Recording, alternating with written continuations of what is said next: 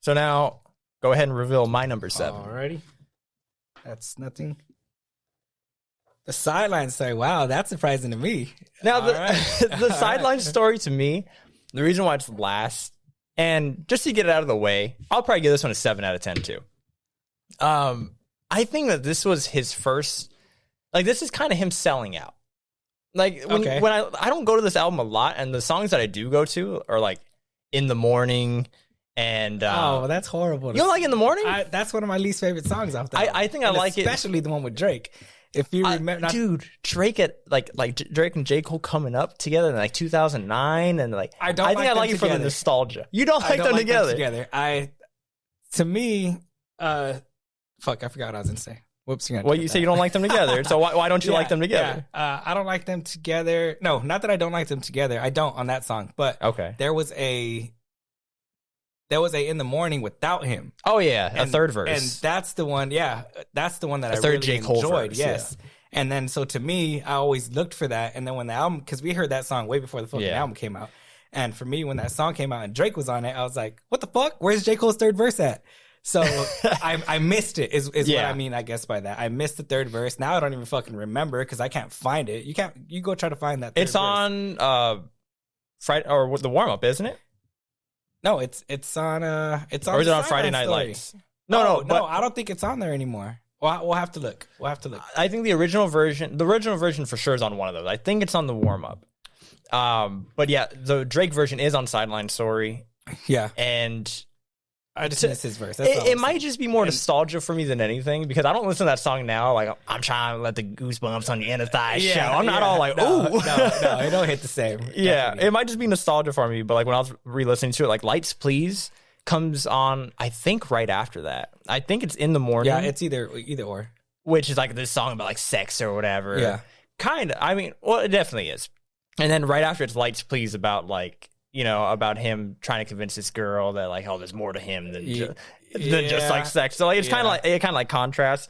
But like I like both those songs. Lost One, or I think Lost Ones is the one. Oh, Lost Ones hit real hard. Yeah, that was a good song. Lost Ones is the one where he's like both the girl and the guy in the situation, and he knocked her up, and they're both giving their perspective. And that's J. Cole for you right there. That's where he excels, in my opinion. That's right. His storytelling, his ability to paint a picture in your head of. Yeah.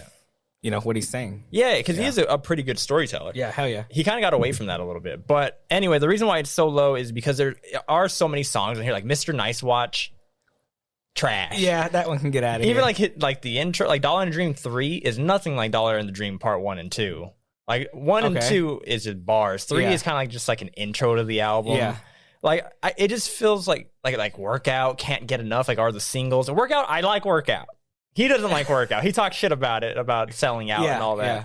But I Can't Get Enough, trash. Take that. I like that song.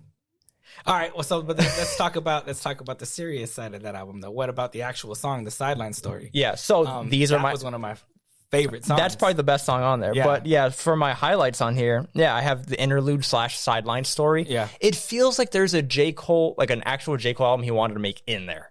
But around it is some commercial shit so he can sell the album. Right. Because he's talked about in how Friday Night Lights, he wanted that one to be his album, which is why we're including it in this list. Because like that's when he wanted it to be. But then he's even mentioned like Jay said, like, we'll never, like, where the singles at because we'll never put your album out without one. Yeah. So he had to put singles out so he can get his album out. Like, you know, he was signed to Jay-Z since 2009 and didn't drop. The pressure on that. Imagine the pressure of saying, okay, you need to make a single, and him trying to figure that out, and then putting out like Workout, and then there was Who Dat. Remember Who Dat came out, was like the first single off this album, and then the Workout came out, and that song actually hit. That song got him, you know. So imagine, just think about him and the pressure that he was under to be like, fuck, I can't release this album because I don't have fucking hits on the radio. Like, what the fuck kind of bullshit is that? And that's what I'm saying. It's like it feels like a lesson version of J. Cole for half the album. Like I feel like he's trying to get some songs on there that he thinks people will like. But then the songs on there that he makes for himself are really good. So I have like Lights Please, Sideline Story, In the Morning, Lost Ones. Even Nobody's Perfect. That's a good single with Missy Elliott. That is a good single. If we had to go off the singles, that's my favorite one.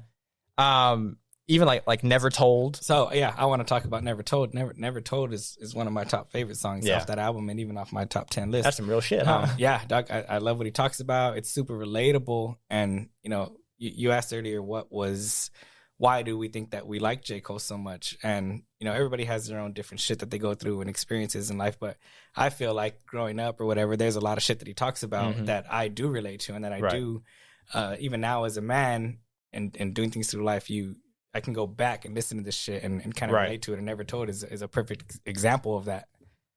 Yeah. That song's really good. Breakdown that comes out like right after that too. Oh, Breakdown is number 2 on my list. And again, I might sound like a broken record, but again, for the relatability of that breakdown, that first verse hits so hard. Like, if you remember it off the top, not off the top, no. But you know, he's talking about his dad. He's talking about, at the end, he talks about his mom being on drugs. Not that my mom was ever on drugs.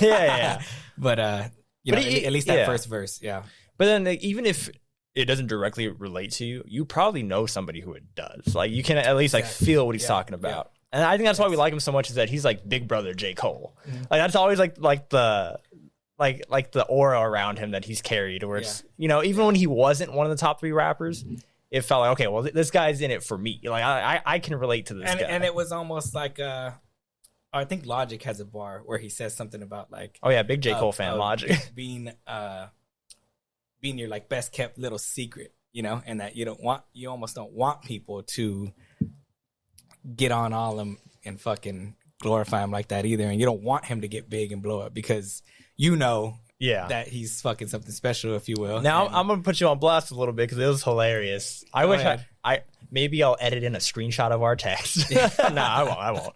But when Forest Hills Drive came out, or I think it was after that, I think it was For Your Eyes Only, because Forest Hills Drive blew him up like big. Yeah. So For Your Eyes Only came out, and that was like the first album where it's just like everybody's talking about it and is hyped about it. And when the album dropped, like the day of, you're just like, man, like all these people are talking about like J. Cole, like all of a sudden, and you're just like, you said we were on his dick first. You're gonna scroll back and find those. No, I'm not. Texts? That's not like some old phone. By the way, that's not true. I said that. Totally made that up. Totally made that up. All right. Number 6 but yeah, like I said at the beginning, or Sideline Story, 7 out of 10 for me. It's not bad, but the reason why I knock it 3 numbers is because there's a good like 40% of the album is like songs that I feel like aren't J. Cole. Right. Like, it just feels like, oh, you just made that because you thought you had to. Kind of forced. That's how I feel about it. Okay. All right. Eric's number 6.